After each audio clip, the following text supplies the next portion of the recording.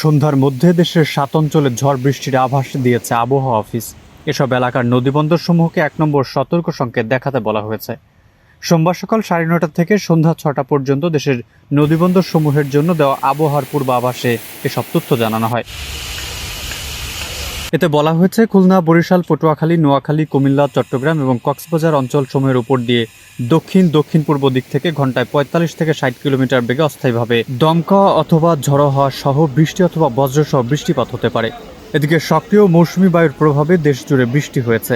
রোববার দেশের সর্বোচ্চ ১০৯ মিলিমিটার বৃষ্টিপাত হয়েছে চট্টগ্রামে। আজ সোমবার দেশের সব বিভাগে বৃষ্টির আভাস রয়েছে, তবে খুলনা ও সিলেট বিভাগে অতি ভারী বর্ষণের আভাস রয়েছে। এদিকে রাজধানী ঢাকা সহ সারা দেশে বেশ কয়েকটি জেলায় গতকাল থেকেই মুষলধারে বৃষ্টি ঝরছে।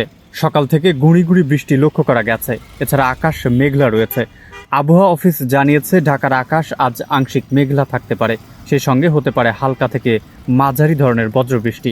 সোমবার সকাল ৭টা থেকে পরবর্তী ৬ ঘন্টার জন্য ঢাকা ও এর পার্শ্ববর্তী এলাকার জন্য দেওয়া পূর্বাভাসে এ তথ্য জানানো হয়।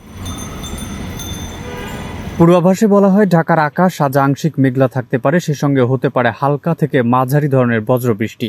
এছাড়া দিনের তাপমাত্রা সাধারণত ১ থেকে ২ ডিগ্রি কমে যেতে পারে। এ সময় দক্ষিণ পূর্ব দিক থেকে ঘন্টায় ১০ থেকে ১৫ কিলোমিটার বেগে বাতাস প্রবাহিত হতে পারে। সকাল ৬টায় ঢাকার তাপমাত্রা রেকর্ড করা হয়েছে ২৬ ডিগ্রি সেলসিয়াস। এ সময় বাতাসের আর্দ্রতার পরিমাণ ছিল ৯৮%।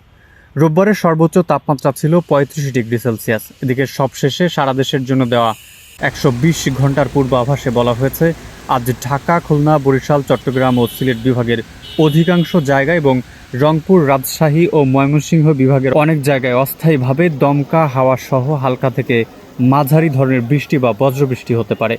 সেই সঙ্গে খুলনা, বরিশাল, চট্টগ্রাম ও সিলেট বিভাগের কোথাও কোথাও মাঝারি থেকে ভারী বর্ষণ হতে পারে। সারা দেশের দিন এবং রাতের তাপমাত্রা প্রায় অপরিবর্তিত থাকতে পারে বলে জানানো হয়েছে।